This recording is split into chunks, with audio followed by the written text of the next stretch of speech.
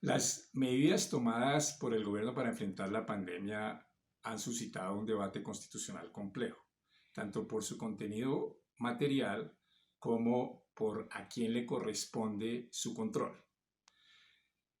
Algunas de esas medidas fueron expedidas con base en un estado de emergencia y ahí es claro que si formalmente son decretos legislativos, su control va a la Corte Constitucional.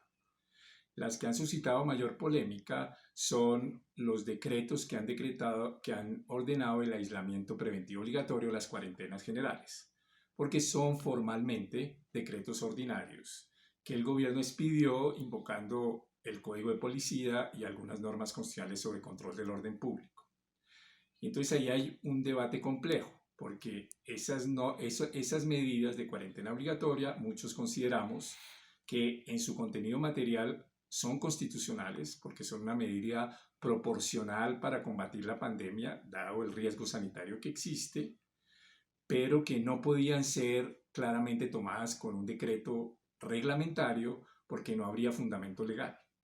ni habría fundamento constitucional. Y entonces frente a eso, pues se ha desarrollado la posición de algunos que dicen, no, de todos modos son decretos reglamentarios y deben ser demandados ante el Consejo de Estado,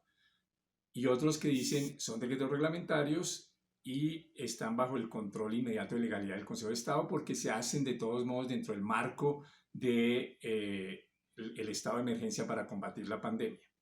Esas dos posiciones me parecen equivocadas. La primera, porque ese es un decreto ordinario y que toca ser demandado por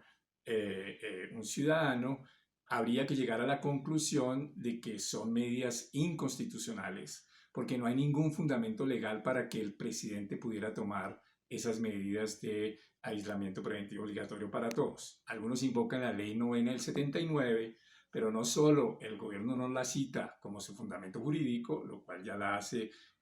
inconstitucional, sino que además esa ley no permite cuarentenas generales, sino cuarentenas a individuos específicos con certificado médico específico de que son personas que ponen en riesgo la comunidad. Si es la segunda, que tiene más sentido porque sería un control automático, también tiene un problema grave, o sea, un control automático que iría al control inmediato de legalidad del Consejo de Estado, tiene un problema que habríamos que concluir que es una medida inconstitucional porque tampoco tiene fundamento legal. Y ahí estaríamos en un lío porque yo creo que materialmente esas medidas tienen sentido. Como yo defiendo una interpretación del derecho que no sea insensible a las consecuencias, pero que también armonice con los principios y fundamentos del ordenamiento jurídico, yo creo que debe ir a la Corte Constitucional, porque la Corte entonces podría establecer cuál es el marco normativo de las pandemias, podría atribuirle un carácter, digamos, de norma legislativa extraordinaria de manera excepcional, y validarla, pero luego remitir al Congreso para que el Congreso establezca un marco legislativo para enfrentar las pandemias.